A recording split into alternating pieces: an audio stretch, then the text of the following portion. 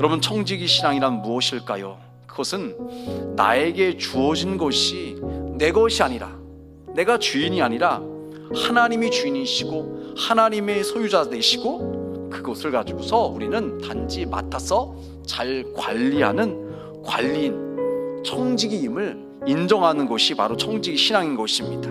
여러분, 재물을, 돈은요, 우리의 신앙을 평가해 볼 수 있는 척도 가운데 하나입니다. 그 사람이 믿음이 좋은 사람인지 그렇지 않은 사람인지 알 수 있는 근거 중에 하나가 재물에 대한 태도가 어떤지를 보면은, 아, 이 사람의 믿음이 정말 좋은 사람이구나, 그렇지 않은 사람이구나, 이것을 알 수가 있습니다. 여러분, 그렇다면 우리가 청지기로서 가져야 할 재물에 대한 바른 태도는 무엇일까요? 오늘 첫 번째 말씀인데요, 모든 재물의 주인은 하나님이심을 믿어야 하는 것입니다. 여러분, 천지 만물을 창조하신 분이 누구신가요?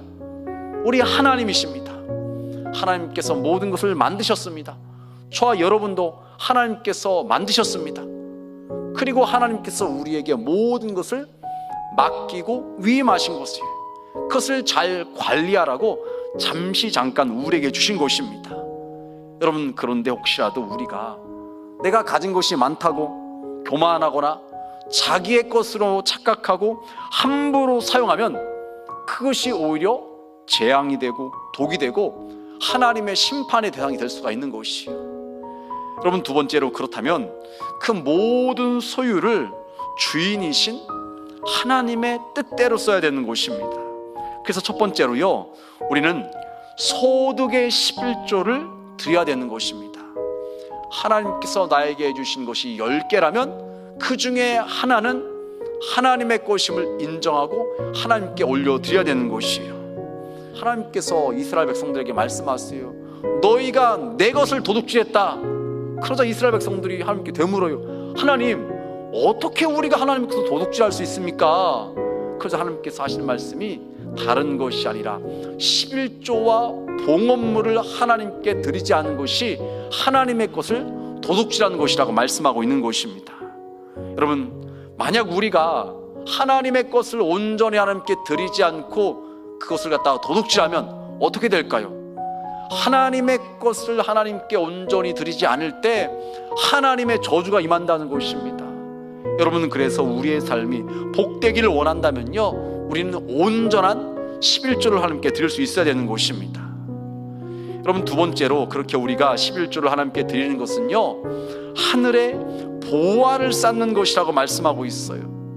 우리가 하나님의 것을 하나님의 것으로 인정하고서 하나님께 드릴 때 하나님께서 기뻐 받으시고서 우리 가운데 복을 주신다고 말씀하고 있어요. 이 말씀을 구체적으로 보면요, 첫 번째로 하늘문이 열리는 복을 받는다고 말씀하고 있어요. 여러분, 성경은 분명히 말하고 있기를 온전한 11조를 하나님께 드릴 때 하나님께서 하늘문을 여시고서 쌓을 곳이 없도록 우리에게 복을 주신다고 말씀하고 있어요. 그러면서 시험해 보라고 말씀을 하십니다. 여러분, 성경 어디를 봐도 하나님을 시험해 보라는 말씀이 없습니다. 주 너의 하나님을 시험하지 말라고 말씀하고 있죠. 유일하게 말라기 말씀을 통해서 내가 너희에게 복을 주는지 안 주는지 한번 시험해 보라고 말씀을 하십니다. 바라기는 2025년 우리 온천중앙교회에 속한 모든 성도님들은 온전한 11조를 드림으로 인해서 하늘문을 열고서 하나님께서 쌓을 곳이 없도록 부어주시는 그 은혜를 경험할 수 있는 우리 모두가 되시길 주님의 이름으로 축원합니다.